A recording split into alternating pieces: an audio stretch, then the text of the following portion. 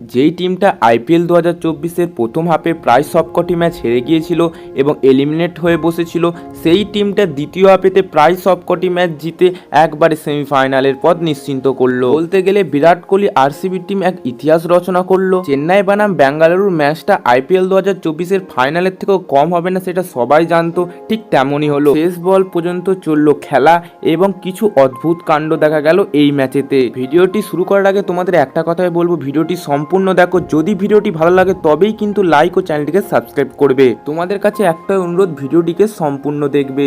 তো বস, এই ম্যাচ কিন্তু এক দুর্দান্ত ম্যাচ ছিল। এই ম্যাচেতে প্রথমেতে ব্যাট করতে নামে আরসিবি টিম। চেন্নাইয়ের কাছে 218 রানের টার্গেট দেয়। 18 রানে কিন্তু আরসিবিকে জিততে হতো, অর্থাৎ প্রায় 200 রানই ধরে নিয়ে ক্যালকুলেশন করে খেলতে নেমেছিল। প্রথমে তো ওপেনিং এতে ফ্যাফ ডু প্লেসি এবং বিরাট কোহলি শুরুটা দুর্দান্ত করেছিল।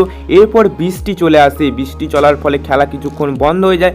তারপরে যখন খেলা স্টার্ট হয়, পিচ পুরো পাল্টে যায়। একের পর এক বল সুইং খেতে থাকে এবং স্পিনাররা দুর্দান্ত সুবিধা পায়, ফলে ম্যাচের রান কিন্তু অনেকটাই কমে গিয়েছিল। বল যতই স্পিন খাক, বিরাট কোহলির ব্যাট কিন্তু ঠিক চলতে থাকে। অন্যদিকে ফ্যাফ ডু প্লেসি ধরে খেলছিল। এরপর বিরাট কোহলি আউট হয়ে যাওয়ার পরও ফ্যাফ ডু প্লেসি দুর্দান্তভাবে খেলতে শুরু করে, কিন্তু হঠাৎই 12.6 ওভারেতে মিচেল স্যান্টনারের বলেতে রাজত পাটিদার মারলে তার হাতে লেগে বল উইকেটে ঠেকে যায় এবং ফ্যাফ ডু প্লেসি নন স্ট্রাইকেতে আউট হয়ে যায়। এই আউটটা নিয়ে কিন্তু সমস্ত ফ্যানদের মধ্যে মতবিরোধ রয়েছে।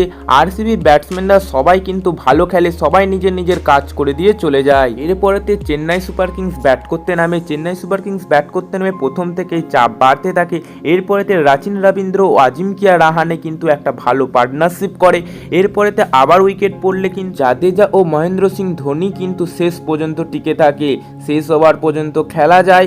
এরপরেতে কিন্তু 2 বলে 10 রান দরকার ছিল, তখন জাদেজা স্ট্রাইকে ছিল, তবে কিন্তু ইয়াস ডায়াল শেষ ওভারেতে দুর্দান্ত বল করে আরসিবিকে এই ম্যাচ জিতিয়ে দেয়। বলতে গেলে এই ম্যাচেতে কিন্তু আরসিবির ব্যাটসম্যান ও বোলাররা দুর্দান্ত খেলেছে। এর ফলস্বরূপ তারা প্লে অফে আজ কোয়ালিফাই করেছে। আরসিবির টিম কোয়ালিফাই করে তো এক ইতিহাস রচনা করলোই। অন্যদিকে মহেন্দ্র সিং ধোনির কি এটাই শেষ আইপিএল? এই নিয়ে নানান প্রশ্ন আছে ফ্যানদের। তবে শেষ আইপিএল সিজন বলে বলে মহেন্দ্র সিং ধোনি অনেকগুলি আইপিএল এর টুর্নামেন্ট কাটিয়ে দিয়েছেন, তবে এর পরের বারও হয়তো তাকে আবার দেখা যাবে মাঠেতে। সমস্ত ভক্তরাই চাইবে মহেন্দ্র সিং ধোনি এর পরের আইপিএল সিজন আবার খেলুক। বাস 4টে টিম তো আইপিএল 2024-এর জন্য কোয়ালিফাই করে গেল। তার মধ্যে 4 জন হচ্ছে কেকেআর, রাজস্থান, সানরাইজার হায়দ্রাবাদ এবং আরসিবি টিম। আজ আইপিএল এর খেলা রয়েছে। এই ম্যাচগুলোতে কিন্তু খুবই ইম্পর্টেন্ট থাকবে, কারণ 2 এবং 3 নম্বরেতে কে থাকবে তারা এই দুটো ম্যাচই কিন্তু নির্ধারণ করে দেবে।